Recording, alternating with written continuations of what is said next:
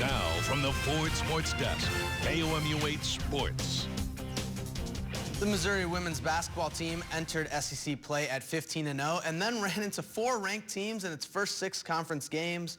After a gut-wrenching overtime loss at 12th-ranked Texas A&M, the Lady Tigers look to bounce back with a win against number 22 Florida at home. Head coach Robin Pinchton exchanging words with Lindsey Cunningham before tip-off, but it was little sister Sophie who got the Tigers going early, first with an easy transition layup. Now off a 50-50 ball, Cunningham again makes the cut for the basket for another score, Mizzou leading 11-7. The real story of the game, though, Morgan Stock.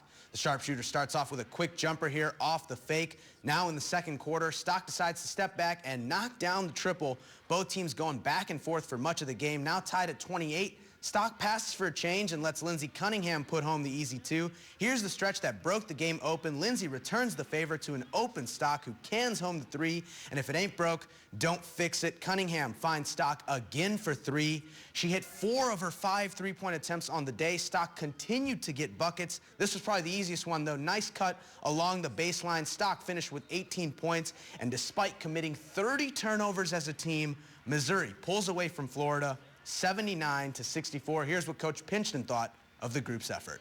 They've all, just said it's front of the jersey and it's about the big picture, and have really, I think that speaks volumes about the kind of character and integrity we have with our players on this team.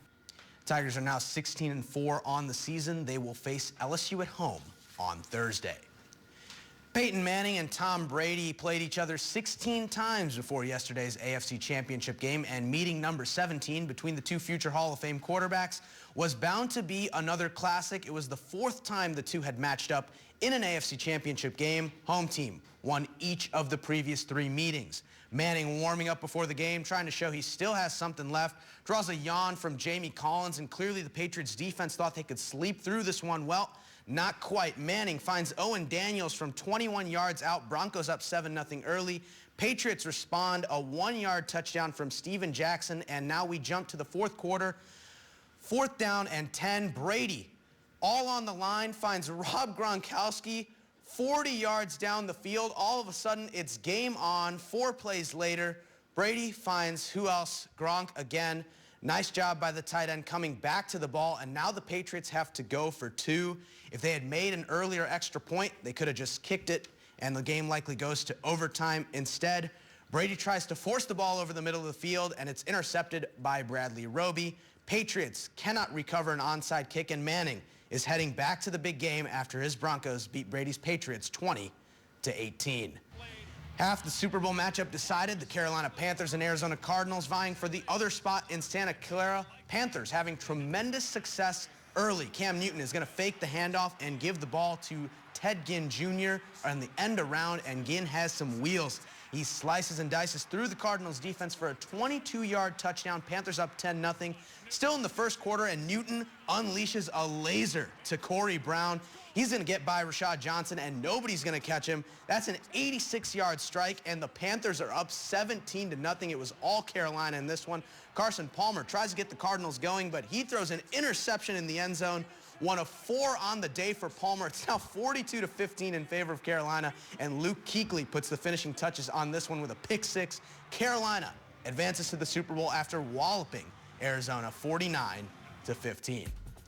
A former Missouri Tiger will have a Super Bowl ring regardless of who wins the Super Bowl. Here's a look at the Tigers participating in Super Bowl Sunday. Coney Ely had a phenomenal season for the Panthers with 32 tackles and 5 sacks in 16 games. Broncos rookie Shane Ray played limited snaps this season, but finished with 20 tackles and 4 sacks in 14 games. After winning 5 of their last 7 games, the St. Louis Blues look to keep up their hot play against their rival, the Chicago Blackhawks. The Blackhawks had lost their previous 2 games, but were on a 12-game winning streak before those 2 setbacks. Blues visiting the Madhouse on Madison, and it didn't look good early. Artemi Panarin puts the home team up 1-0 with a one-timer from the left faceoff circle. Blackhawks would double the lead in the 3rd period. This time it's Andrew Shaw from the right faceoff circle. Blues won't even get on the board. They lose this one 2-0.